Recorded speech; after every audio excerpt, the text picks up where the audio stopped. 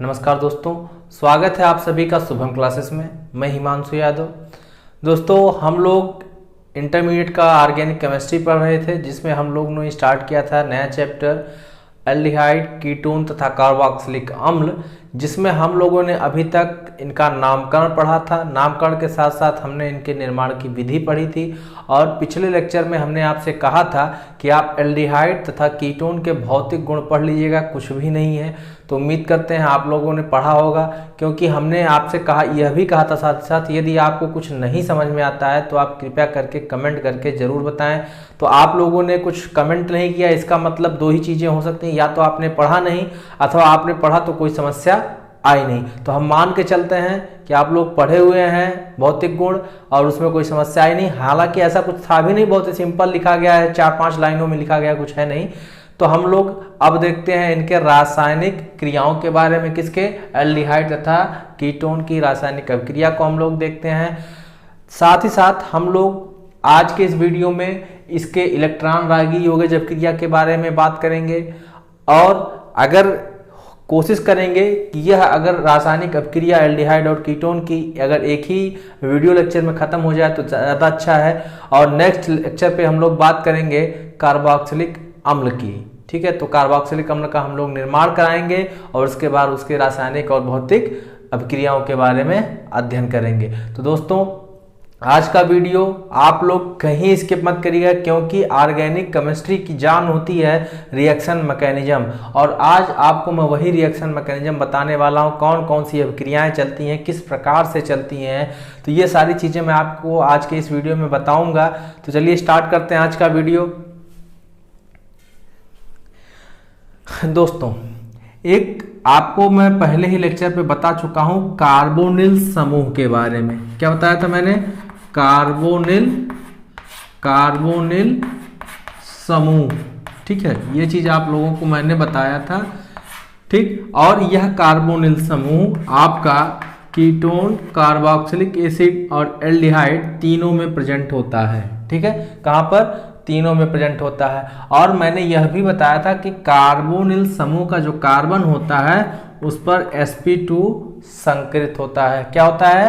sp2 संकरित होता है। तो ये सारी चीजें हमने आपको बता रखी हैं। आप लोग काफी देखिए क्या होता है, जब आप रेगुलर पढ़ते हैं और थोड़ा सा ध्यान लगा के पढ़ते हैं तो कुछ चीजें ऐसी होती हैं कि जो एक चैप्टर का दूसरे चैप्टर से कोरिलेट करता है। तो आपका जो अल्कोहल, फिनॉल और ईथर वाला चैप्टर था, उससे कई चीज़ें आपकी निकल करके ऐसी आएंगी कि जो वही रिएक्शन सेम इसमें भी चलेगी और उसमें भी चलती थी।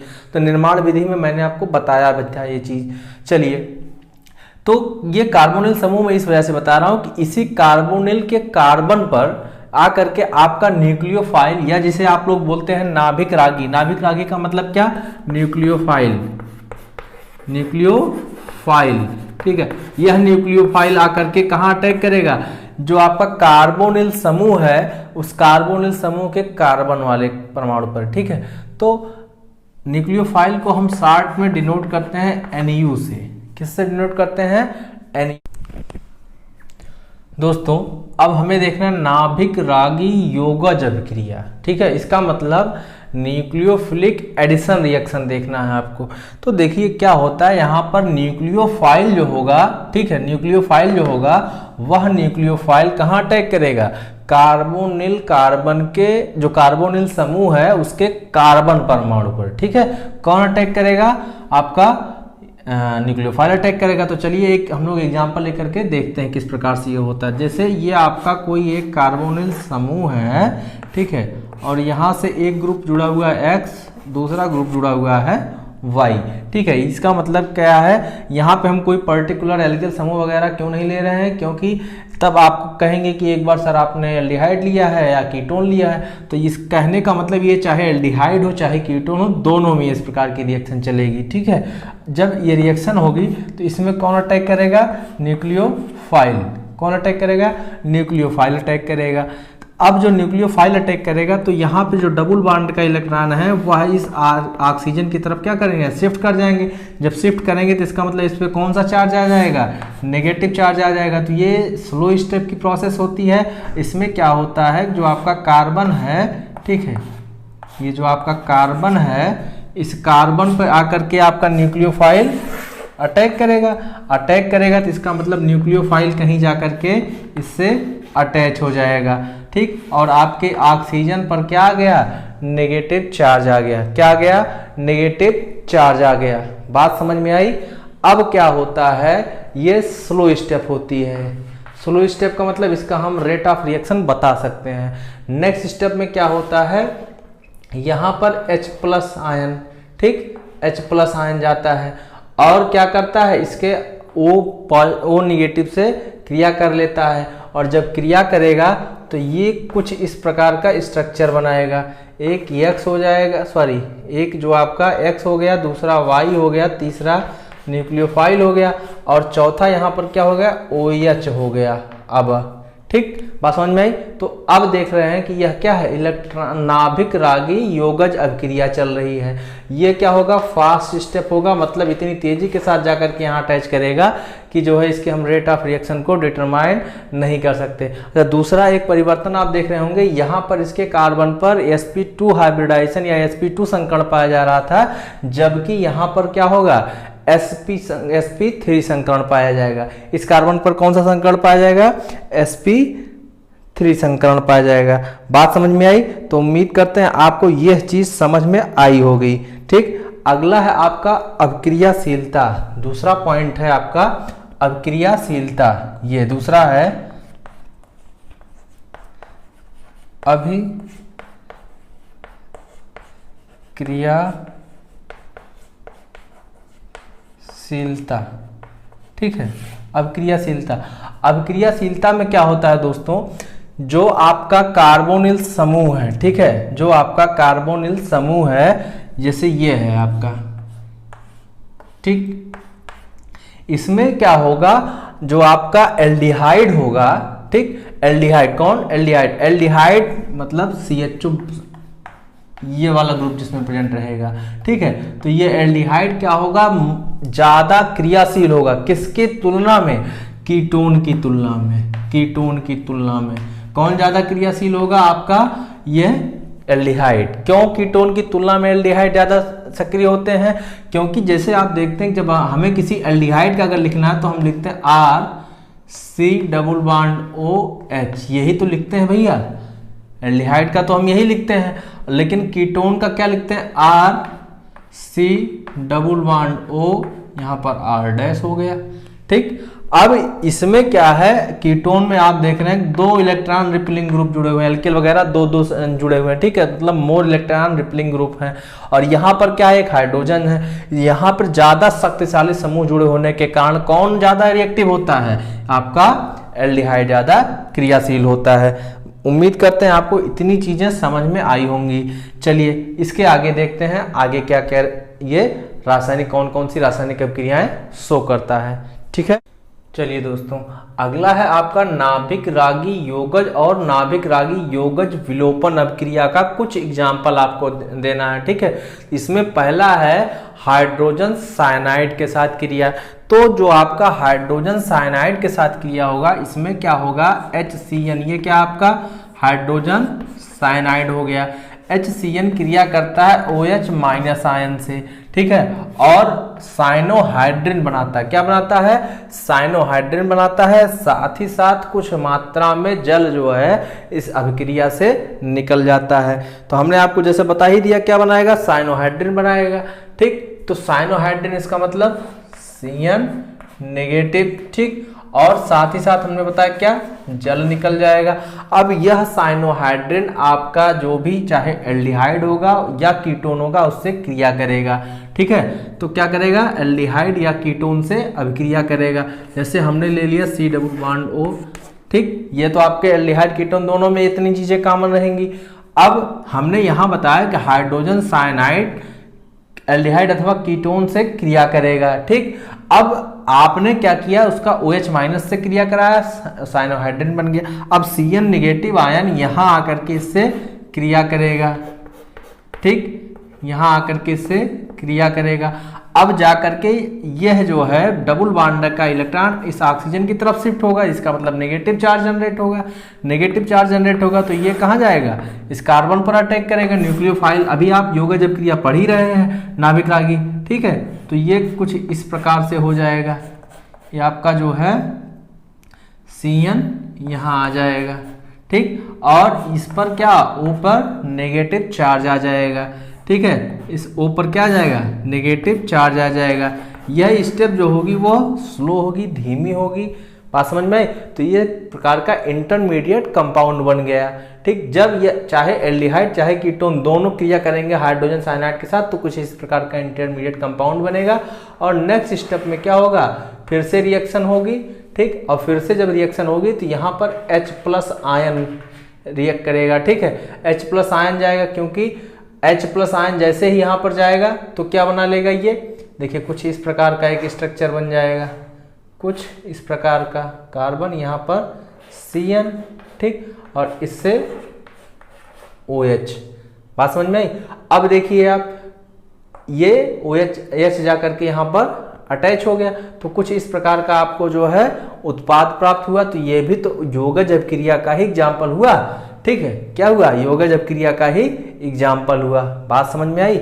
अच्छा, ये H2O आप लोग सोच रहे होंगे कहाँ से क्या आया, तो भैया ये H2O क्या है, यहाँ OH और यहाँ H+ मिलकर के क्या बनाएंगे, H2O ही तो वही चीज है, बात समझ में आई। तो ये सिर्फ इनिशिएशन के लिए होता है। तो यहाँ हाइड्रोसाइनिन क्या किया, हाइड्रोसाइनिन ने आपके एल्डिहाइड अथवा कीटोन के साथ क्रिया किया, तो पहले एक इंटरमीडिएट कंपाउंड बनाया, बाद में जो है एक योगाजब क्रिया या योगज उत्पाद प्रदान करता है। इतनी चीजें अभी तक उम्मीद करते हैं सभी लोगों को समझ में आई होंगी हाइड्रोजन साइनाइड के साथ क्रिया। तो बहुत ही इंपॉर्टेंट है, ठीक है, आप लोग बहुत ध्यान से देखेंगे। B है,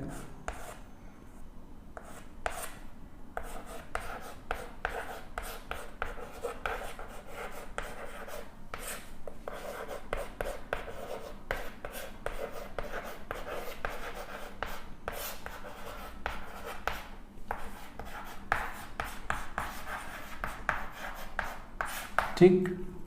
यहाँ पर क्या है आपका, यह कोई एल्डिहाइड अथवा कीटोन, ठीक। और इससे किससे क्रिया कर रहा है, सोडियम बाइसल्फाइड से, ठीक। अब देखिए वही चीज फिर से एक बार होगी। यह क्या पढ़ रहे हैं आप, योगाजब क्रिया पढ़ रहे हैं ना भैया। योगाजब क्रिया का मतलब क्या हो गया, आकर के कोई चीज जुड़ेगी, ठीक है। तो क्या जुड़ेगा, यहाँ पे NaHSO3 क्रिया कर रहा है। NaHSO3, आप इसको तोड़िए NaHSO3 को, तो तोड़ेंगे तो क्या हो जाएगा भाई, NaHSO3 को आप तोड़ेंगे तो SO3H निकलेगा, SO3H निकलेगा प्लस Na निकलेगा, ठीक है। तो एक बार ठीक। तो अब देखिए यहाँ पर इसको तोड़ दीजिए, ये जब टूटेगा कुछ इस प्रकार से टूटेगा, Na पॉजिटिव और HSO3 नेगेटिव। अच्छा, यहाँ पर भी तो बॉन्ड ब्रेकेज होंगे, ये इसकी तरफ शिफ्ट करेगा जिसका मतलब O पे नेगेटिव चार्ज आएगा। जब O पे नेगेटिव चार्ज आएगा तो ये Na पॉजिटिव कहाँ जाएगा, इसी O के पास तो जाएगा। और HSO3 ये कहाँ जाएगा, ये जाएगा इस कार्बन पर डायरेक्टली अटैच करेगा, इस कार्बन पर जाके अटैच करेगा। तो यहाँ पर कुछ इस प्रकार का एक स्ट्रक्चर प्राप्त होगा आपको, ठीक। यहाँ पर होगा आपका SO3H, यहाँ पर आपके जो है जो भी रहेंगे, और यहाँ आ गया क्या, Na, बात समझ में आई। यहाँ पर क्या आके अटैच हो गया है, सोडियम। अब देखिए क्या होता है कि यहाँ से दोनों के बीच में इंटरचेंज होता है, ठीक है। तो यहाँ सोडियम यहाँ आ जाएगा, ठीक। और यह जो है सोडियम कहाँ आ जाएगा, सॉरी हाइड्रोजन कहाँ चला जाएगा, इस ऑक्सीजन के पास चला जाएगा, और सोडियम यहाँ आके चला जाएगा। इसका मतलब नेक्स्ट स्टेप में क्या हो जाएगा, कुछ एक इंटरचेंज हो जाएगा किसके इसके बीच में, हाइड्रोजन और सोडियम के बीच में। जब मतलब जो आपका सोडियम होगा और हाइड्रोजन, इनके बीच में क्या हो जाएगा, इंटरचेंजिंग आ जाएगी। इसका मतलब क्या बन जाएगा, आपका बाइसल्फाइड यौगिक बन जाएगा। क्या बन जाएगा, बाइसल्फाइड यौगिक बन जाएगा, ठीक है। तो जिसे आप लोग बोलेंगे बाइसल्फाइड योजक यौगिक, बाइसल्फाइड योजक यौगिक बोलेंगे, ठीक है, तो कुछ इस प्रकार से बनेगा। हम लोग देख लेते हैं, ये कार्बन, यहाँ से ऑक्सीजन, ऑक्सीजन से क्या अटैच हो जाएगा आपका हाइड्रोजन, यहाँ चेंज हो गया। अब इस कार्बन से क्या अटैच रहेगा आपका SO3Na, और ये आपके कार्बन के 2 और बैलेंसी। ठीक है, तो इस प्रकार से जो है आपकी ये अभिक्रिया चलती है। चलिए इसका हम लोग नेक्स्ट पार्ट देखते हैं।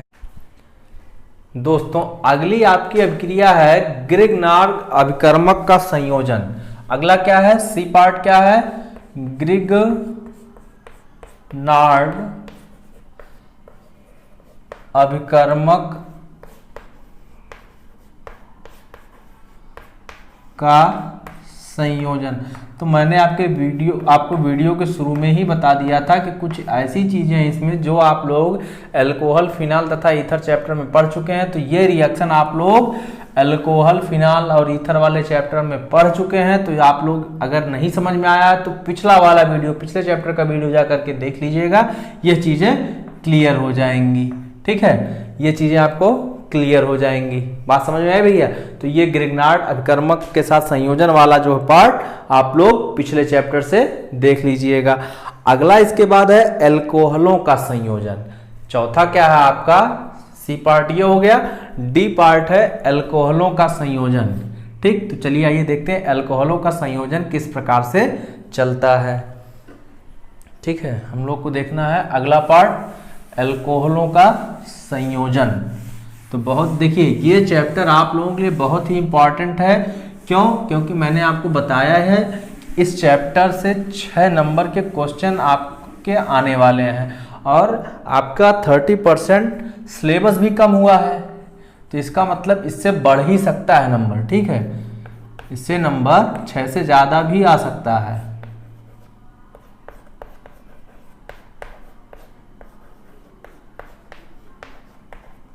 एल्कोहलों का संयोजन, इसमें वही होता है जो आपका एल्डिहाइड और कीटोन होते हैं, वह सभी क्या करते हैं, एल्कोहलों के साथ एडिशन रिएक्शन शो करते हैं। तो जो आपका एल्डिहाइड होगा वह अलग प्रकार से रिएक्शन शो करेगा और जो आपका कीटोन होगा वह अलग प्रकार से रिएक्शन शो करेगा।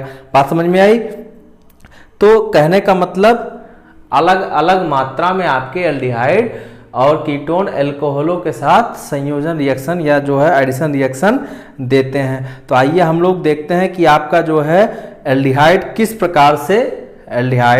प्रकार से संयोजन रिएक्शन शो करता है। तो भैया जो आपका एल्डिहाइड रिएक्शन करेगा वह HCl गैस के साथ एल्कोहल क्रिया करेगा। किसके साथ? एल्डिहाइड जो आपका रिएक्शन करेगा RCHO। एल्डिहाइड का मतलब क्या? RCHO जब भी रिएक्शन करेगा तो HCl गैस की प्रेजेंस में करेगा। तो यहाँ पर क्या होगा आपका, ये हो गया RCHO, जिसको आप लोग क्या बोलते हैं भैया, इसको क्या बोलते हैं, एल्डिहाइड बोलते हैं। यह एल्डिहाइड किसके साथ क्रिया करेगा, यह एल्डिहाइड किसके साथ क्रिया करेगा, अभी अभी हमने बताया ROH या आप R-OH ले लीजिए, मतलब एल्कोहल के साथ क्रिया करेगा। ठीक है, HCl गैस की उपस्थिति में क्रिया करेगा। किसकी उपस्थिति में? HCl गैस की उपस्थिति में क्रिया करेगा। अब देखिए वही रिएक्शन एक बार फिर से होगी। अब ROH को आप किस प्रकार से लिख सकते हैं, इस प्रकार से लिख सकते हैं ना, इस प्रकार से लिख सकते हैं नहीं। अब अगर ये अपने तरफ खींचेगा तो इसमें माइनस चार्ज जनरेट होगा कि नहीं, माइनस चार्ज जनरेट होगा कि नहीं, O निगेटिव आया। अच्छा, ROH अगर टूटेगा तो R पॉजिटिव OH निगेटिव टूटेगा कि नहीं? ठीक है, टूटेगा ना भैया, R पॉजिटिव OH निगेटिव में टूटेगा कि नहीं। अब अगर ये OH निगेटिव कहाँ अटैक करेगा, इसके कार्बन पर अटैक करेगा। ठीक, और जाकर के जुड़ जाएगा। तो इसका मतलब कुछ इस प्रकार की संरचना आपको मिल जाएगी। ठीक, कुछ इस प्रकार की संरचना आपको मिल जाएगी। ठीक है, और यहां से क्या हो गया, OR-। ठीक, OR-। अब देखिए क्यों OR- हो गया, क्योंकि यहाँ ये जो ऑक्सीजन जो आपका R पॉजिटिव है, R पॉजिटिव किसके पास जाएगा भाई, ऑक्सीजन के निगेटिव पार्ट के साथ जाएगा। तो OR नेगेटिव OR डैश बन गया, ठीक है, OR डैश बन गया। और आपका RH तो पहले RCH पहले से था, OH जाकर के ऐड हो गया। तो अब इसके बाद 1 मोल और आप लोग 1 मोल अल्कोहल और ले लीजिए। क्या कर लीजिए? 1 मोल अल्कोहल और ले लीजिए, फिर से क्रिया करेगा। अब जब फिर से क्रिया करेगा तो यहां से जो है हाइड्रोजन रिमूव हो जाएगा और एल्किल समूह जाकर के यहां पर ऐड हो जाएगा। इसका मतलब कुछ इस प्रकार से होगा, RCH, ठीक है, CHOR dash OR dash plus आपका H2O। बात समझ में आई? तो कुछ इस प्रकार से ये रिएक्शन चलेगी। बात समझ में आई? तो इसे आप लोग बोलते हैं हेमी एसिटल। क्या बोलते हैं? Hemiacetal. इसे क्या बोलते हैं? एसिटल बोलते हैं। क्या बोलते हैं? इसे बोलते हैं हेमी एसिटल। हेमी का मतलब आधा, हाफ, हेमी एसिटल। और इसको क्या बोलते हैं? इसको बोलते हैं एसिटल। तो आप लोग देख रहे हैं कि एल्डिहाइड किस प्रकार से अल्कोहल 1 मोल से क्रिया किया, इसके बाद एक इंटरमीडिएट बनाया जिसे आप लोग हेमी एसिटल बोलते हैं, फिर इसके बाद अल्कोहल का दूसरा मोल क्रिया कर रहा है। ये मोनोहाइड्रिक अल्कोहल है। क्या है? मोनोहाइड्रिक।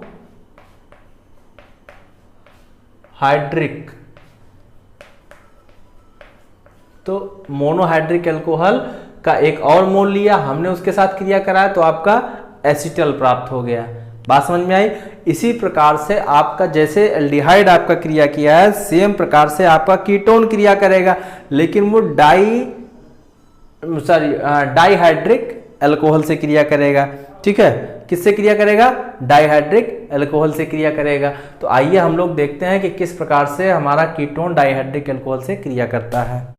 चलिए दोस्तों, अगला आपका है अल्कोहलों का संयोजन किसके साथ, चाहे आपका कीटोन हो या फिर कार्बोक्सिलिक एसिड। तो आपने अभी आपने अभी एल्डिहाइड का देखा, अब आप देखेंगे कीटोन के साथ। ठीक है, तो अब यहां पर क्या है, ये आपका एक कोई कीटोन है, ये आपका क्या है? डाइहाइड्रिक अल्कोहल, जिसे आप लोग एथिलीन ग्लाइकॉल बोलते हैं। यह HCl गैस की उपस्थिति में क्रिया होती है। तो जब HCl गैस की उपस्थिति में यह क्रिया होगी तो इसमें क्या होगा, देखिए यहां से जो है आपका ये बांड टूटेगा, आप लोग देखे ही हैं। ठीक है, कैसे किस प्रकार से टूटता है, अपने ऑक्सीजन अपने इलेक्ट्रॉनों की तरफ इलेक्ट्रॉनों को अपनी तरफ खींच लेता है, तो इस पे नेगेटिव चार्ज जनरेट हो जाता है। इसके बाद विभिन्न सारी प्रोसेस आप लोग जानते ही हैं। तो होगा तो क्या बन जाएगा? एथिलीन ग्लाइकॉल कीटेल बन जाता है। ठीक है, क्या बन जाता है? एथिलीन ग्लाइकॉल कीटेल बन जाता है। जब आपका कीटोन एथिलीन ग्लाइकॉल से क्रिया करता है HCl गैस की उपस्थिति में, तो बनाता है एथिलीन ग्लाइकॉल कीटेल। ठीक है, तो यह आपका उत्पाद बन जाता है, साथ ही साथ आपका जल भी बाहर निकल जाता है इस सब क्रिया से। अगला है आपका अमोनिया एवं इसके व्युत्पन्न का संयोजन। अमोनिया एवं इसके व्युत्पन्न, देखिए अमोनिया का फार्मूला होता है NH3। ठीक, अब NH3 पे एक NH2, ठीक, और साथ ही साथ NH2 के साथ एक आपका Z, कोई एक Z समूह इस नाइट्रोजन से जुड़ जाए, जिसको हम बोलते हैं अमोनिया डेरिवेटिव। क्या बोलेंगे? Z को क्या बोलेंगे? Ammonia derivative. ये Z क्या हो सकता है? आपका एल्किल समूह हो सकता है, एल समूह हो सकता है, OH समूह हो सकता है, NH2 समूह हो सकता है, C6H5NH समूह हो सकता है, या NH2CO NH2CO को क्या बोल सकते हैं आप लोग? यूरिया बोलते हैं। ठीक है, तो यह कोई भी अमोनिया का डेरिवेटिव हो सकता है, अथवा अमोनिया जब आपके किसी कीटोन अथवा आपके किसी एल्डिहाइड से जब क्रिया करता है तो एक जो है प्रोडक्ट का फॉर्मेशन करता है। किस प्रकार से? देखिए ये आपका कीटोन है, कीटोन किससे क्रिया कर रहा है? अमोनिया डेरिवेटिव से क्रिया कर रहा है। जब इसने डेरिवेटिव से क्रिया किया तो देखिए वही चीज फिर से हुई भाई, ये अपने तरफ इलेक्ट्रॉनों को खींचेगा, नेगेटिव चार्ज जनरेट होगा। ठीक है, और यहां पर क्या होगा? NH2 पर क्या होगा? Sorry ZNH। ठीक है, ZNH पर क्या होगा? नेगेटिव चार्ज जनरेट होगा, तो यह जाकर के इस कार्बन से क्रिया कर लेगा, तो NHZ जो है यहां आ जाएगा कार्बन पर, तो यहां NHZ आ गया, और यहां पर क्या हो गया? H ओ निगेटिव, यहां से एक H निकला, इसके साथ जाके अटैच हो गया, इसका मतलब OH हो गया ये, ठीक है। अब इसके बाद नेक्स्ट स्टेप में क्या होता है, नेक्स्ट स्टेप में फिर से एक बार रीअरेंजमेंट होगा। तो यहां से देखिए ये जो है आपका हाइड्रोजन अपने इलेक्ट्रॉनों को इस नाइट्रोजन के पास शिफ्ट करता है। तो जब शिफ्ट करेगा तो भैया यहाँ पर डबल बॉन्ड का फॉर्मेशन होने लगेगा कार्बन और नाइट्रोजन के बीच में, और इसके बाद यह हाइड्रोजन H+ के रूप में निकल जाता है और ये OH- के रूप में। तो ये H+ और ये OH- दोनों H और OH मिल जाएंगे तो H2O बना लेंगे, जल बना लेंगे, और साथ ही साथ ये कार्बन और नाइट्रोजन के बीच में क्या बन जाएगा, डबल बॉन्ड बन जाएगा। यहाँ पर ये डबल बॉन्ड बन जाएगा। तो अब देखिए जब यहाँ फिर से जो है कार्बन और नाइट्रोजन के बीच में एक बार फिर से यहाँ पे डबल बॉन्ड बन गया, और ये आपका कोई डेरिवेटिव जो भी समूह है जड़ वही है, ठीक है, जिसमें आप एल्किल, एरेल, OH समूह, NH2 समूह, यूरिया समूह कुछ भी ले सकते हैं। बात समझ में आए? तो इस प्रकार से आपका जो है नाभिक रागी योगज और नाभिक रागी योगज विलोपन अभिक्रिया चलती है। बात समझ में आई? किसकी? एल्डिहाइड और कीटोन की। अभी इसके पहले एल्डिहाइड का संयोजन जो हमने आपको एल्डिहाइड का संयोजन बताया था, अभी आपको हमने किसका बताया, कीटोन का, ठीक, अल्कोहल के साथ संयोजन बताया। ये आपका हो गया अमोनिया और उसके व्युत्पन्नों का संयोजन। अब आपका आता है अपचयन। क्या आता है? अपचयन। तो अपचयन कैसे होगा? अल्कोहलों में अपचयन होगा, सोडियम बोराहाइड्रेट वगैरह लेते थे, लिथियम एल्यूमिनियम हाइड्रेट लेते थे, ठीक है। तो ये अल्कोहलों में अपचयन, ये आप लोग पढ़ चुके हैं पिछले वीडियो में, पिछले लेक्चर पर, जब आपको प्रीवियस चैप्टर पढ़ाया जा रहा था। प्रीवियस चैप्टर का मतलब अल्कोहल, फिनाल और ईथर, तो वहां पे हम लोगों ने ये चीज पढ़ी थी, ठीक है। अल्कोहलों में अपचयन आप लोगों ने पढ़ रखा है। अगला है आपका हाइड्रोकार्बन में अपचयन। तो आइए हम लोग देखते हैं किस प्रकार से हाइड्रोकार्बन में अपचयन होता है। चलिए दोस्तों, अभी आपने पहला पढ़ा योगज अभिक्रिया, इसके बाद अब आपका दूसरा है अपचयन, ठीक। तो अपचयन में आपको हमने पहले ही बताया कि अल्कोहलों में अपचयन आप लोग पिछले चैप्टर में पढ़ चुके हैं। नेक्स्ट आपका हाइड्रोकार्बनों में अपचयन। अब आपको क्या पढ़ना है? हाइड्रोकार्बनों में अपचयन पढ़ना है। तो इसमें आपका जो भी एल्डिहाइड होगा अथवा कीटोन होगा वह अम्लगित जिंक और हाइड्रोजन क्लोराइड की उपस्थिति में क्या कर जाएगा? क्लेमेंसन रिडक्शन कर जाता है, क्लेमेंसन अपचयन कर जाता है, जिसके फलस्वरूप आपको हाइड्रोकार्बन प्राप्त हो जाता है। ध्यान से देखिएगा, यहां पर चाहे वह आपका एल्डिहाइड हो, चाहे वह आपका एल्डिहाइड हो और चाहे आपका कीटोन हो, ठीक है, दोनों एल्डिहाइड और कीटोन का जो कार्बोनिल समूह होता है वह कार्बोनिल समूह अम्लगत जिंक और हाइड्रोजन क्लोराइड से क्रिया कर करके क्या कर जाते हैं? आपके संगत हाइड्रोकार्बन में कन्वर्ट हो जाते हैं, साथ ही साथ H2O बाहर निकलता है। तो इस अभिक्रिया को आप लोग बोलते हैं क्या? क्लीमेंसन अपचयन या क्लीमेंसन रिडक्शन बोलते हैं। बात समझ में आई? तो आपकी पहली स्टेप जो है, पहली अभिक्रिया जो है वो क्या है? क्लीमेंसन रिडक्शन रिएक्शन है या क्लीमेंसन अपचयन अभिक्रिया है, जिसमें क्या होता है? आपका जो एल्डिहाइड अथवा कीटोन होता है उसका कार्बोनिल समूह अम्लगित जिंक और हाइड्रोक्लोरिक एसिड की प्रेजेंस में बदल जाता है हाइड्रोकार्बन में, साथ ही साथ H2O इससे मुक्त होता है। बात समझ में आई? इसे आप लोग बोलते हैं क्लीमेंसन अपचयन या क्लीमेंसन रिडक्शन रिएक्शन बोलते हैं। नेक्स्ट आपका है, इसमें आपके एल्डिहाइड और कीटोन का कार्बोनिल समूह हाइड्राजीन से क्रिया करता है, ठीक है, हाइड्राजीन से क्रिया करेगा और इसके बाद एक उत्पाद बनाएगा जो फिर से जो है एथिलीन ग्लाइकाल। एथिलीन ग्लाइकाल का मतलब ये CH2OH CH2OH, ये आपका एथिलीन ग्लाइकाल हो गया। इस एथिलीन ग्लाइकाल से क्या करता है? एथिलीन ग्लाइकाल से क्रिया करता है, तो उसमें साथ ही साथ ये बहुत ही स्ट्रांग विलायक होता है। एथिलीन ग्लाइकाल विलायक में क्रिया करता है, तो चाहे वह KOH से करेगा चाहे वह NaOH से करेगा। इसका मतलब जो आपको यहाँ पर हाइड्रोजन की रिएक्शन का, हाइड्रोजन किससे रिएक्शन कर रहा था, कार्बोनिल समूह से, तो हाइड्रोजन कार्बोनिल समूह से रिएक्शन करता है, जो उत्पाद बनाता है वह इंटरमीडिएट उत्पाद आपका एथिलीन ग्लाइकॉल विलायक की उपस्थिति में चाहे सोडियम हाइड्रोक्साइड अथवा पोटेशियम हाइड्रोक्साइड के साथ क्रिया करता है, इसको हीट कराया जाता है तो यह कन्वर्ट हो जाता है हाइड्रोकार्बन में, साथ साथ आपका नाइट्रोजन गैस मुक्त होता है। इसको बोलते हैं वुल्फ किस्नर रिडक्शन रिएक्शन। क्या बोलते हैं, वुल्फ किस्नर रिडक्शन रिएक्शन या वुल्फ किस्नर अपचयन अभिक्रिया बोलते हैं। यह अभिक्रिया बहुत ही इंपॉर्टेंट है दोनों, ठीक है, दोनों आपका नेमिंग रिएक्शन है, दोनों रिएक्शन क्या आपके नेमिंग रिएक्शन है। नेमिंग रिएक्शन का मतलब हो गया कि यह बहुत ही इंपॉर्टेंट है, क्या होता है जब, कैसे प्राप्त करेंगे वाले पोर्शन के लिए जो आपके एग्जाम में पूछा जाता है, तो आप यह दोनों रिएक्शन एकदम से रट लीजिएगा, ठीक। यहां पर आप लोग जो कीटोन अथवा एल्डिहाइड का कार्बोनिल समूह होता है उसकी रिएक्शन हाइड्रोजन से कराते हैं, एक इंटरमीडिएट बनता है जिसका फिर से आप लोग क्या करते हैं, एथिलीन ग्लाइकॉल विलायक की उपस्थिति में सोडियम हाइड्रोक्साइड या पोटेशियम हाइड्रोक्साइड के साथ हीट करते हैं या क्रिया कराते हैं तो आपको हाइड्रोकार्बन की प्राप्ति होती है। इसे कहते हैं वुल्फ किस्नर अपचयन अभिक्रिया या वुल्फ किस्नर रिडक्शन रिएक्शन। बात समझ में आई।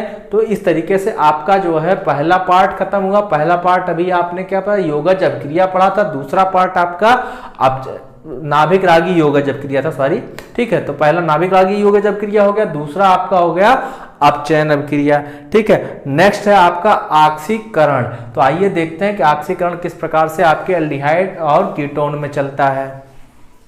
अगला आपका है टाइप ऑक्सीकरण अभिक्रिया, ठीक है।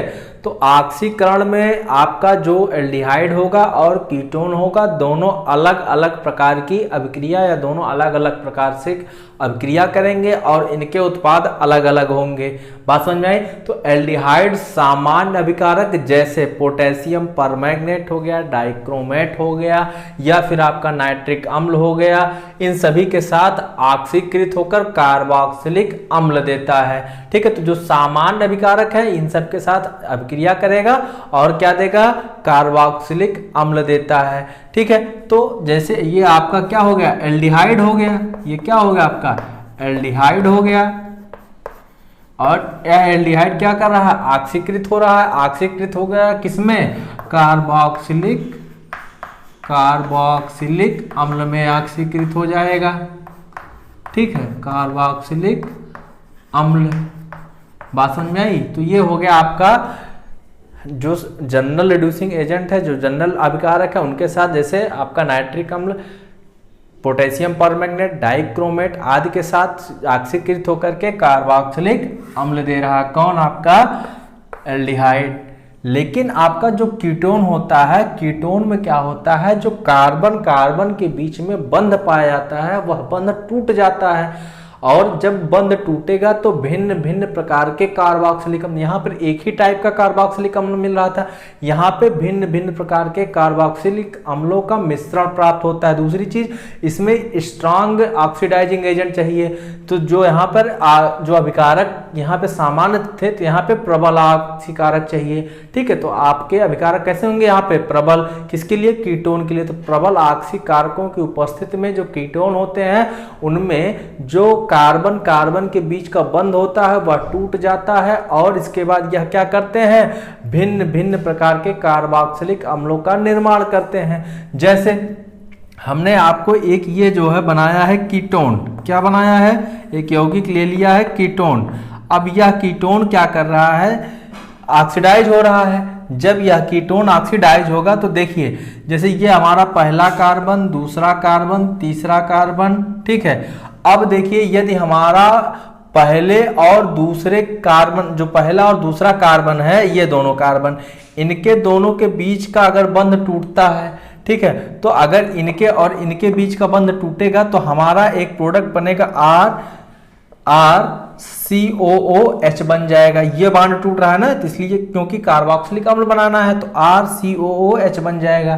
तो एक तो ये बन गया आपका प्रोडक्ट, ठीक है, और दूसरा प्रोडक्ट बन जाएगा आपका, यहाँ देखिए, ठीक है, दूसरा प्रोडक्ट बन जाएगा R-CH2COOH, क्योंकि ये बंध टूटा था ना, ये बांड टूटा था पहले के केस में, तो R-CH2COOH बन गया भैया, ये R-CH2COOH यहाँ से, ठीक। अच्छा दूसरी कंडीशन क्या कह रहा है, कह रहा दूसरा और तीसरे नंबर का कार्बन का बंध यदि टूट जाता है।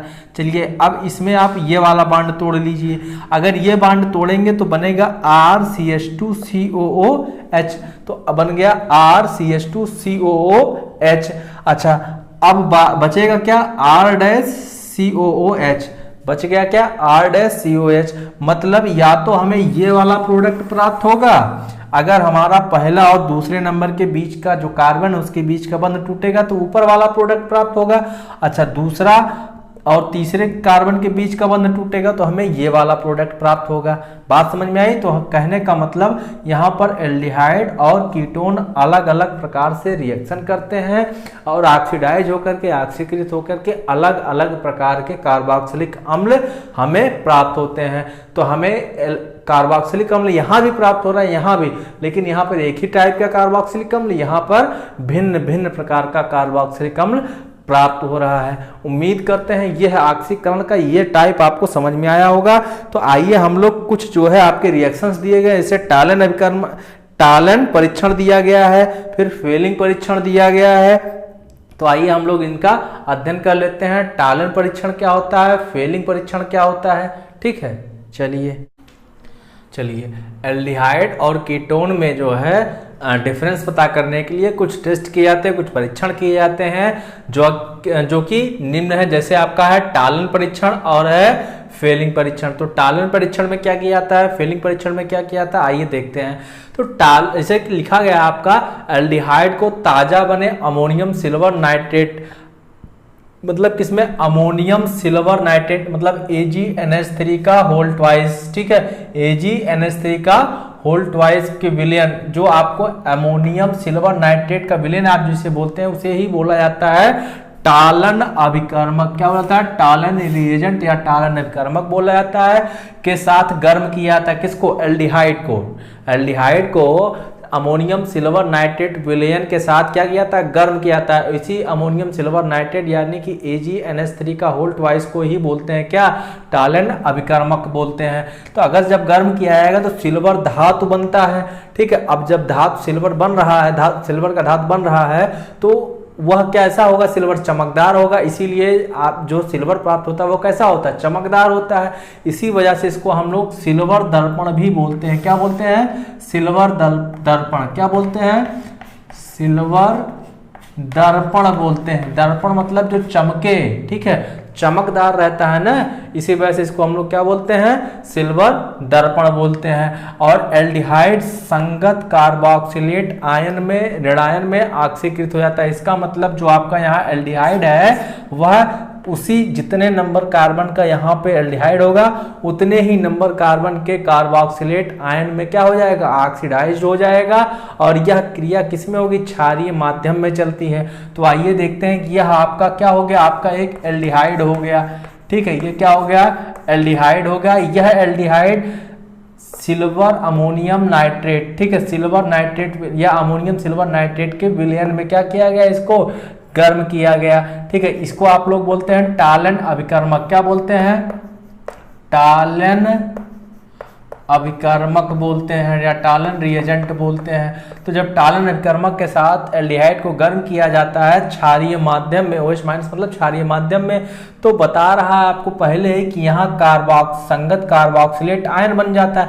तो जो जितने कार्बन, ये आपका एक R ग्रुप दूसरा कार्बन था तो दो ही ये थे ना, तो यहाँ पे देखिए एक R एक C, तो उसी संगत कार्बोक्सिलेट आयन में कन्वर्ट हो गया। साथ ही साथ आपको सिल्वर प्राप्त हो रहा है। सिल्वर कैसा, आपका चमकदार है, इसीलिए आप इसको बोल रहे हैं सिल्वर दर्पण, ठीक है। और इसमें साथ साथ आपको जल और अमोनिया गैस मिल जाती है। बात समझ में आई? तो इसी को आप लोग बोलते हैं टालन टेस्ट।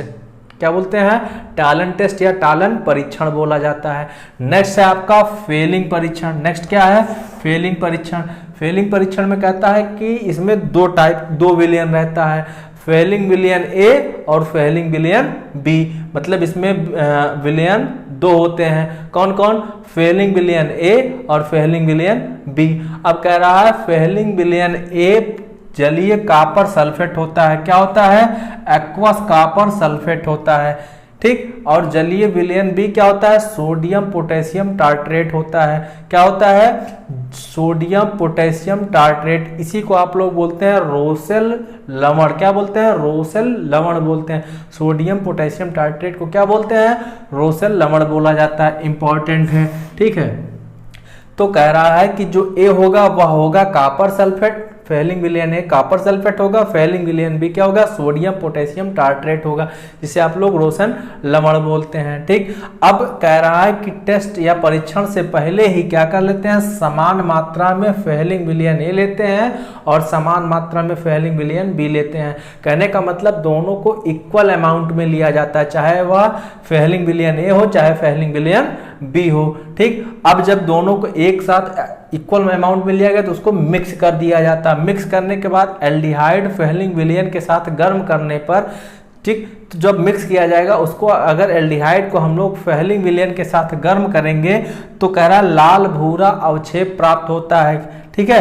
क्या प्राप्त होता है? लाल भूरा अवक्षेप देता है। एल्डिहाइड संगत कार्बोक्सिलेट ऋणायन में ऑक्सीकृत हो जाता है। यही चीज जो आपका यहाँ पे एल्डिहाइड था संगत कार्बोक्सिलेट, ये क्या आपका कार्बोक्सिलेट आयन है, कार्बोक्सिलेट आयन है, कार्बोक्सिलेट आयन। तो इसी कार्बोक्सिलेट आयन में आपका क्या है? जब आप फेलिंग परीक्षण करेंगे तब भी जो है कार्बोक्सिलेट आयन में कन्वर्ट हो जाएगा, ठीक। संगत कार्बोक्सिलेट आयन में कन्वर्ट हो जाएगा। लेकिन एरोमेटिक एल्डिहाइड जो होता है वह फेलिंग परीक्षण नहीं देता। कौन? एरोमेटिक एल्डिहाइड फेलिंग परीक्षण नहीं देता। यहां देखिए आपने क्या लिया, यहां पे आपने एल्डिहाइड लिया, कॉपर आयन लिया, ठीक है, और ये क्षारीय माध्यम लिया, क्रिया कराया। यहाँ पे आपको क्या मिल जा रहा है? देखिए कार्बोक्सिलेट आयन प्राप्त हो जा रहा है। साथ ही साथ यहाँ पे लाल भूरा अवक्षेप इसी चीज का तो मिलेगा, CU2O का क्या मिलेगा? लाल भूरा अवक्षेप मिलेगा, अवक्षेप। देखिए जब हम लोग गैस दिखाते हैं, किसी चीज को गैस के रूप में दिखाना है तो ये एरो ऊपर की तरफ लगाते हैं, अवक्षेप के रूप में दिखाना है सेटल डाउन, इसका मतलब एरो नीचे, तो यहाँ एरो नीचे लगा हुआ, इसका मतलब अवक्षेप प्राप्त होगा और साथ ही साथ जल निकल जाएगा। बात समझ में आई? तो इस प्रकार से आपका टालन परीक्षण और फेलिंग परीक्षण हो गया। चलिए ये दोनों चीजें उम्मीद करते हैं अभी तक आप लोगों को समझ में आई होंगी। अगला है आपका मेथिल कीटोन का हैलोफॉर्म अभिकर्मक द्वारा अभिक्रिया द्वारा ऑक्सीकरण। अगला टेस्ट है आपका मेथिल कीटोन का हैलोफॉर्म अभिक्रिया द्वारा ऑक्सीकरण। तो आइए देखते हैं इसमें क्या होता है। चलिए दोस्तों, अब अगला है टेस्ट मेथिल कीटोन का हैलोफॉर्म क्रिया द्वारा ऑक्सीकरण, ठीक है। अगला टेस्ट है आपका मेथिल कीटोन का हैलोफॉर्म अभिक्रिया द्वारा टेस्ट या परीक्षण ऑक्सीकरण, ठीक। तो इसमें क्या होता है? ऐसा कीटोन जिसमें क्या हो, कम से कम एक मेथिल समूह जुड़ा हुआ हो, ठीक है। तो उसे हम लोग क्या बोलते हैं? जो मेथिल समूह होगा किससे जुड़ा होगा? कार्बोनिल समूह के कार्बन से। बात समझ में? एक ऐसा कीटोन जिसमें कम से कम एक या न्यूनतम एक मेथिल ग्रुप जो कार्बोनिल समूह का कार्बन होता है उससे जुड़ा हुआ होता है, तो उसको आप लोग बोलते हैं क्या? मेथिल कीटोन बोलते हैं, ठीक है। और फिर सोडियम हाइपोहैलाइट द्वारा संगत कार्बोक्सिलिक अम्ल के सोडियम लवण में ऑक्सीकृत हो जाता है। मतलब जो आपका मेथिल कीटोन होगा वह सोडियम हाइपोहैलाइट द्वारा कार्बोक्सिलिक अम्ल के सोडियम लवण में ऑक्सीकृत हो जाएगा, ठीक।